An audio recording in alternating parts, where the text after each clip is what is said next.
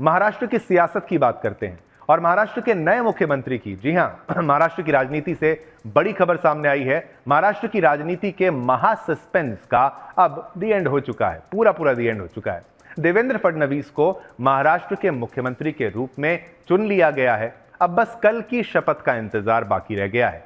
लेकिन यह सफर इतना आसान नहीं था। सफर से आप सोच रहे होंगे कि हम देवेंद्र जी के राजनीतिक सफर की बात कर रहे हैं, नहीं, लेकिन हम चुनाव नतीजों से लेकर मुख्यमंत्री के नाम तक के सफर की बात कर रहे हैं। हालांकि हम आपको देवेंद्र फडणवीस जी का राजनीतिक सफर कैसा रहा उससे भी अवगत कराएंगे, लेकिन सबसे पहले आपको आज की पूरी हलचल से अवगत कराते हैं। सबसे पहले आज बीजेपी कोर ग्रुप की बैठक हुई। देखिए, विधायक दल की बैठक जो होनी थी वो आज हुई है। इस बैठक में देवेंद्र फडणवीस को बीजेपी का ग्रुप लीडर यानी विधायक दल का नेता चुना गया। कोर कमेटी की बैठक में फडणवीस के नाम पर मुहर लगी, एक स्टैंप लगा, जो कि औपचारिकता तो थी लेकिन इसको लगना भी जरूरी था। विधानमंडल के सेंट्रल हॉल में हुई बैठक में देवेंद्र फडणवीस के नाम का ऐलान किया गया। बीजेपी की ओर से पार्टी पर्यवेक्षक के तौर पर निर्मला सीतारमण जी और गुजरात के पूर्व मुख्यमंत्री विजय रूपाणी जी आए, वहां मौजूद थे। बीजेपी के मौजूद सभी नेताओं ने एक साथ देवेंद्र फडणवीस के नाम पर हामी भरी थी। दरअसल कोर कमेटी की बैठक शुरू होते ही निर्मला सीतारमण और विजय रूपाणी को बुके यानी जो फूल होते हैं वो देकर उनका स्वागत किया गया। दोनों नेता सामने सोफे पर बैठे और उनके आसपास दूसरे नेता बैठे। बैठक शुरू हुई, औपचारिकता निभाई गई और फिर देवेंद्र फडणवीस के नाम का प्रस्ताव रखा गया। ध्यान से सुनिएगा। मीटिंग में देवेंद्र फडणवीस के नाम का प्रस्ताव आने के बाद पर्यवेक्षकों ने यह पूछा, और कोई प्रस्ताव है? इस पर नेताओं ने कहा नहीं। विजय रूपाणी ने कहा, मुझे लगता है कि एक ही प्रस्ताव आया हुआ है। पक्का? नेताओं ने हां में सिर हिलाया तो कुछ ने हां कहे भी दिया। विजय रूपाणी ने फिर कहा, कोई दूसरा प्रस्ताव है? नीचे से जोर से आवाज आती है, नहीं। उसके बाद देवेंद्र फडणवीस के नाम का आधिकारिक ऐलान मीटिंग में किया गया। विजय रूपाणी ने कहा, मैं सर्वसम्मति से देवेंद्र फडणवीस को विधानमंडल दल का नेता घोषित करता हूं। देवेंद्र फडणवीस को ग्रुप लीडर चुने जाने के साथ ही अब यह तय हो गया है कि वह महाराष्ट्र के मुख्यमंत्री के तौर पर आजाद मैदान में शपथ लेंगे। लेकिन पिछले कई दिनों से देखा जा रहा है कि बीजेपी का ग्रुप लीडर कौन है, इसको लेकर चर्चा चल रही थी। महागठबंधन में शामिल एनसीपी और शिवसेना दलों ने अपने समूह के नेताओं की घोषणा कर दी थी। सबकी नजर इस बात पर थी कि बीजेपी से कौन होगा। अब देवेंद्र फडणवीस राज्य के मुख्यमंत्री पद की शपथ लेते नजर आएंगे। लेकिन अब हम आगे बढ़ें, उससे पहले बात करते हैं उस मैदान की जहां जो फडणवीस जी हैं और बाकी नेता जो हैं वो शपथ लेते नजर आएंगे। दरअसल फडणवीस का शपथ समारोह मुंबई के आजाद मैदान में आयोजित किया गया है, जिसमें प्रधानमंत्री नरेंद्र मोदी सहित तमाम एनडीए के नेता शामिल होंगे। अब इस मैदान में शपथ की तैयारी हो चुकी है। इसी पर हमारी ये खास रिपोर्ट देखिए। अब हमारी रिपोर्ट में आपने शपथ समारोह की तैयारी और शपथ समारोह के आजाद मैदान में शामिल होने वाले मेहमानों के बारे में जाना।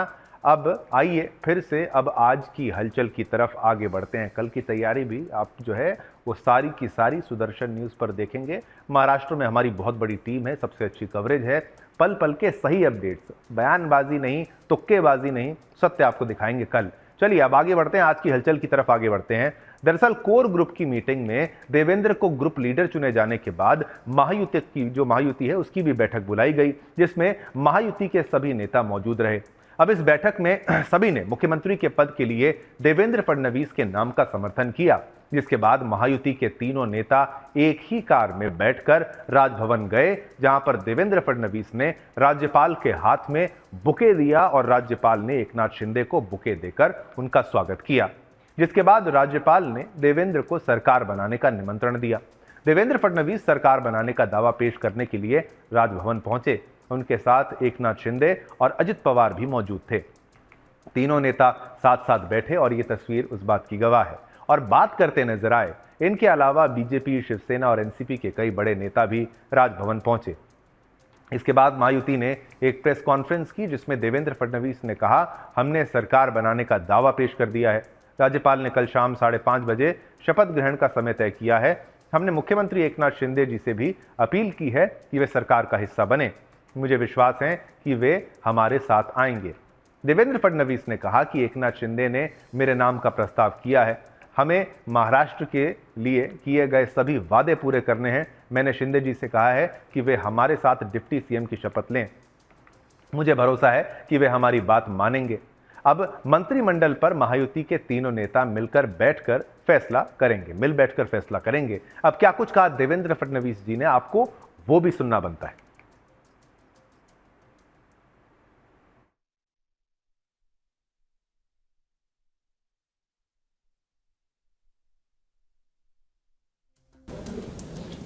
आज माननीय राज्यपाल जी से हमने भेंट ली है और माननीय राज्यपाल जी को भारतीय जनता पार्टी, शिवसेना, राष्ट्रवादी कांग्रेस, जनसुराज्य पार्टी, युवा स्वाभिमान पार्टी, रासप और इंडिपेंडेंट ऐसे सभी के पत्र आज हमने सौंपे हैं। मैं आभार व्यक्त करना चाहता हूं आदरणीय मुख्यमंत्री एकनाथ शिंदे जी का। एकनाथराव शिंदे जी ने शिवसेना के अध्यक्ष के तौर पर और शिवसेना के लेजिस्लेचर पार्टी के प्रमुख के तौर पर महाराष्ट्र के मुख्यमंत्री पद के लिए मेरे नाम की सिफारिश का पत्र दिया है। साथ साथ राष्ट्रवादी कांग्रेस पार्टी के अध्यक्ष और लेजिस्लेचर पार्टी के नेता माननीय अजीत दादा पवार जी ने भी उसी प्रकार का पत्र दिया है। श्री विनय कोरे जी, रवि राणा जी, श्री गुट्टे जी और हमारे इंडिपेंडेंट्स जो हमारे साथ हैं, सभी ने इसी आशय का पत्र माननीय राज्यपाल जी को सौंपा है और इन सभी पत्रों को देखते हुए माननीय राज्यपाल जी ने हमें आमंत्रित किया है सरकार बनाने के लिए। नई सरकार का शपथ विधि ये 5 तारीख को शाम को 5:30 बजे विश्व गौरव भारत के प्रधानमंत्री माननीय नरेंद्र मोदी जी की उपस्थिति में संपन्न होगा। मुंबई के आज़ाद मैदान पर ये संपन्न होगा। कल मैं स्वयं माननीय हमारे मुख्यमंत्री एकनाथ शिंदे जी के पास गया था और एकनाथ राव जी को मैंने ये निवेदन किया था कि हम सभी की इच्छा है कि इस सरकार में वे स्वयं हमारे साथ रहे। शिवसेना के भी विधायकों की इच्छा है और महायुति के भी विधायकों की इच्छा है और मुझे पूर्ण विश्वास है कि वो हमारे साथ रहेंगे।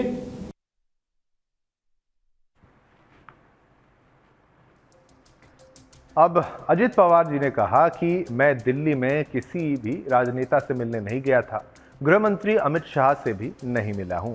जो खबरें चली वो गलत थीं। मैं दिल्ली में अपने करीबियों से मिलने गया था। मेरे ऊपर जो भी मामले हैं उनके बारे में मैं अपने वकीलों से मिला।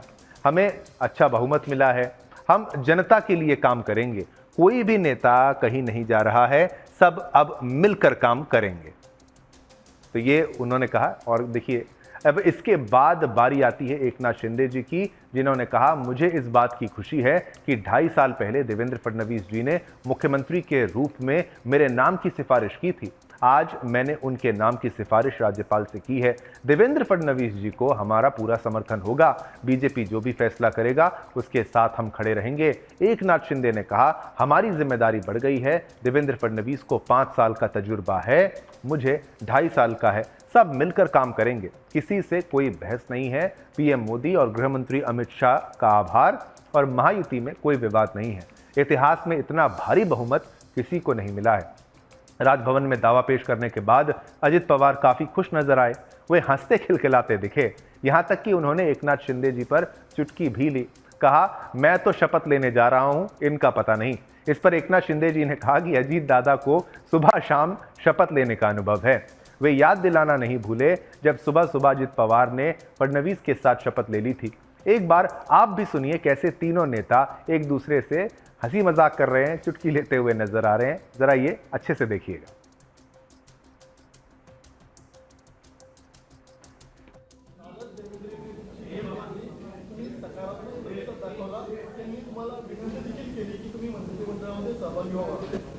देवेंद्र फडणवीस यांच्या कॅबिनेटमध्ये सहभागी होणार आहात? अरे बाबा, ते सांगितलं ना, संध्याकाळी आम्ही सांगतो तुम्हाला, संध्याकाळी सांगतो. मला ते एकदमच पाहिजे. थोडी कळ काढ ना, थोडी कळ. थांबा. देवेंद्रजी माझ्याकडे आले, त्यांचा मनाचा मोठेपणा आहे, त्यांना धन्यवाद देतो. आमच्या सर्व महायुतीच्या आमदारांचा देखील जो काही आग्रह आहे, सगळ्यांना मी धन्यवाद देतो. क्या आप और अजीत दादा पवार साहब भी कल डिप्टी सीएम पद की शपथ लेंगे? अरे भैया, अभी तो कहा, देवेंद्र जी ने भी कहा, मैं भी कह रहा हूँ, रुको थोड़ा, अभी शाम तक रुको. अभी कल शपथ ली है ना. शाम तक उनका समझ में आएगा. मैं तो लेने वाला हूँ. मैं रुकने वाला हूँ. चलिए, अब इसके बाद की बात करें तो महाराष्ट्र में देवेंद्र फडणवीस के शपथ ग्रहण से पहले आज रात एनडीए के नेताओं के लिए डिनर का आयोजन किया गया है। इसमें प्रधानमंत्री नरेंद्र मोदी, गृहमंत्री अमित शाह, एनडीए के फ्लोर लीडर्स, केंद्रीय मंत्रिमंडल के सभी मंत्री, गुजरात भाजपा के सभी सांसद और विधायक मौजूद रहे। इन सब से परे इतना तय है कि अब देवेंद्र फडणवीस महाराष्ट्र के मुख्यमंत्री के रूप में शपथ लेने जा रहे हैं कल। लेकिन शपथ ग्रहण के लिए जो कार्ड बनवाया गया है उसकी खूब चर्चा हो रही है। इसमें फडणवीस के साथ पहली बार उनकी मां सरिता जी का नाम बीच में रखा गया है। ये परंपरा से हटकर है और ऐसा माना जा रहा है कि फडणवीस जी ने माता को याद किया, अपनी मां को याद करने के लिए ऐसा किया है। लेकिन हम आपको अब फडणवीस का वो बयान याद दिलाते हैं जो अब काफी ज्यादा वायरल भी हो रहा है। देवेंद्र फडणवीस जी का ये ओल्ड बयान सुनिए। मेरा पानी उतरता देख मेरे किनारे पर घर मत बसा लेना। मेरा पानी उतरता देख मेरे किनारे पर घर मत बसा लेना। मैं समंदर हूं, लौट कर वापिस आऊंगा।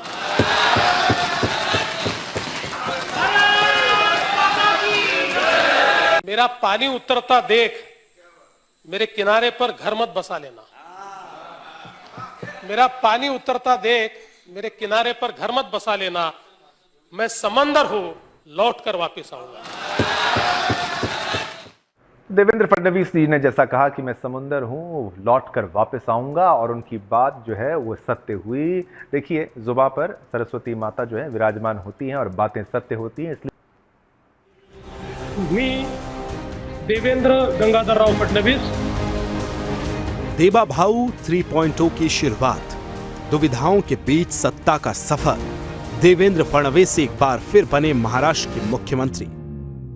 महाराष्ट्र की राजनीति एक बार फिर करवट ले चुकी है। बीजेपी नेता देवेंद्र फडणवीस का तमाम राजनीतिक उठापटक के बाद मुख्यमंत्री पद पर चयन कर लिया गया है। लेकिन ये सफर जितना रोमांचक था उतना ही दुविधाओं से भरा। लेकिन सफर पर नजर डालें तो सबसे पहले आप जश्न देख लीजिए जो देवा भाऊ के लिए महाराष्ट्र में इस वक्त जारी है। ढोल नगाड़े बज रहे हैं, मिठाइयां खिलाई जा रही हैं।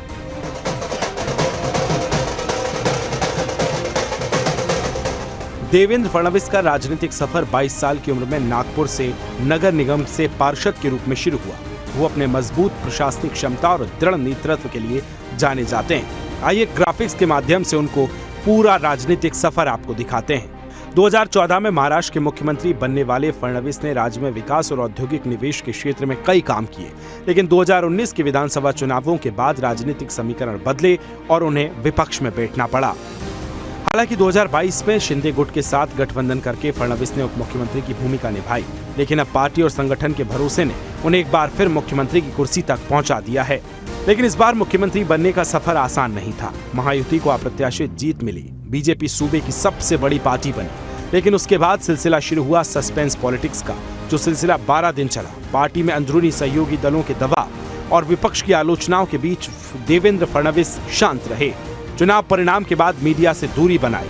लेकिन विधायक दल की बैठक में जैसे उनके नाम का प्रस्ताव रखा गया, उसने इस बात को साबित कर दिया कि देवेंद्र फडणवीस महाराष्ट्र की पॉलिटिक्स के मंझे खिलाड़ी हैं।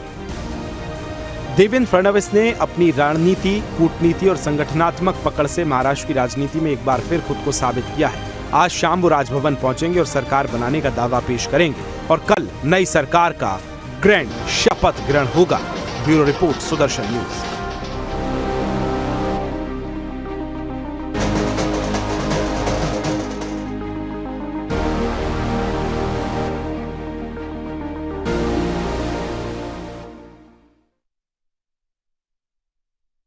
तो आपने देखा कैसे कि भाई अब जो अगले मुख्यमंत्री हैं, जो सस्पेंस चल रहा था महाराष्ट्र के चुनाव में, उसमें अब वो सस्पेंस खत्म हो चुका है। और तीनों देखिए, चाहे अजीत दादा हों और चाहे देवेंद्र फडणवीस जी हों और चाहे एकनाथ शिंदे जी हों, तीनों एक साथ बैठे। हंसी मजाक का माहौल था। माहौल जो था वो लाइट था।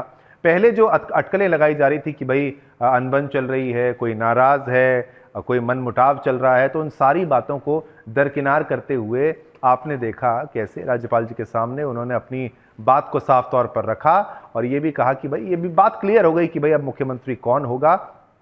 इसमें अब कोई डाउट जो है वो बिल्कुल भी अब नहीं बचा हुआ है। चलिए अब अगली खबर का जो है वो रुख भी करेंगे कि भाई अब चुनौती क्या है। ये भी हमने आपको बताया कि भाई आने वाले समय में अब चुनौतियां क्या होने वाली हैं, वो भी आपको समझ लेना चाहिए कि भाई अब क्या खास चुनौतियां हैं। क्योंकि चुनाव जो है, कामकाज का संदेश, ये तमाम चीज़ें, वो अब चुनाव तो जीत लिया है, आपने सब कुछ हासिल कर लिया है, लेकिन अब महाराष्ट्र को आगे बढ़ाने के लिए किन चुनौतियों का सामना करना है वो भी जरा देखिए।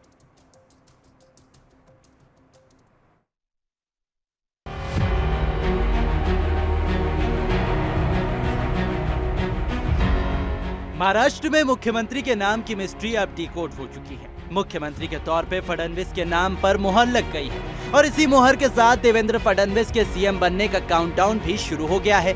महाराष्ट्र की राजनीति में इन दिनों सूरज की तरह चमकने वाले और मुख्यमंत्री की कुर्सी पर पूरे दबदबे के साथ कमबैक करने वाले फडणवीस इस बार पूरी तरह महाराष्ट्र की कमान संभालेंगे। लेकिन महाराष्ट्र के सियासी महाभारत में अर्जुन बनकर उभरे देवेंद्र फडणवीस के सामने